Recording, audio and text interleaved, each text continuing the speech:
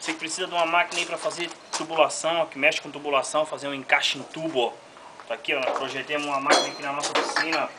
Vamos fazer um testezinho aqui agora, tá? Sabe, isso aqui vai fazer no disquinho, é uma encrenca, né? Ó, bota óleo de motor normal, uma serra copo comum, tá?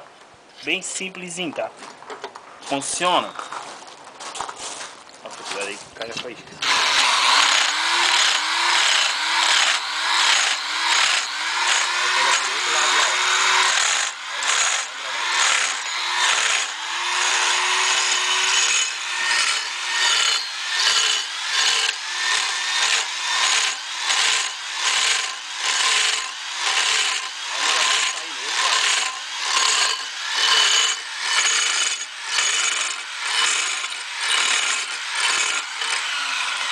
Volta em mim de novo aí, ó.